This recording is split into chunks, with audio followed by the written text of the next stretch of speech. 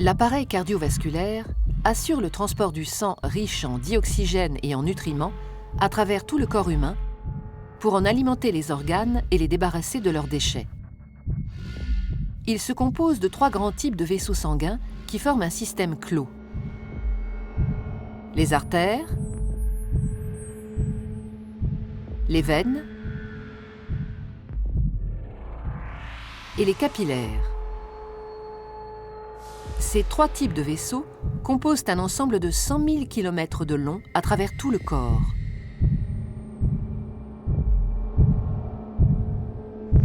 Une artère transporte le sang du cœur vers les organes. Les veines, à l'inverse, le transportent des organes vers le cœur. L'artère est donc un vaisseau partant du cœur. La veine, un vaisseau arrivant au cœur.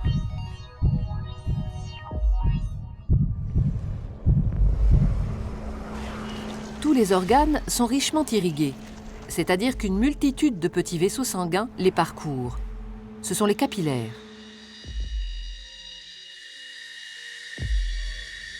Les capillaires relient entre elles artères et veines dans les organes.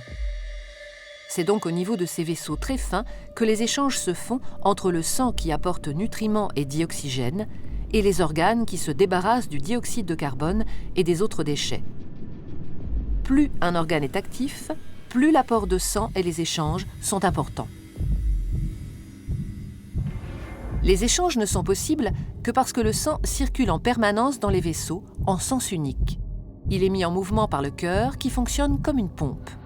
Ce moteur de la circulation sanguine est un muscle creux et cloisonné. À chaque contraction, il propulse du sang dans les artères. Le cœur possède 4 cavités avec un côté droit et un côté gauche, composés chacun d'une oreillette et d'un ventricule. Le côté droit reçoit le sang pauvre en dioxygène. Le côté gauche, au contraire, le sang enrichi en dioxygène après son passage au niveau des poumons. Chaque contraction le propulse dans les artères.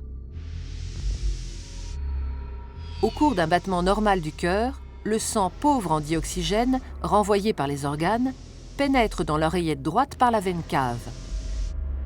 La contraction de l'oreillette droite le fait passer dans le ventricule droit, qui, en se rétractant à son tour, l'expédie dans les poumons par l'artère pulmonaire.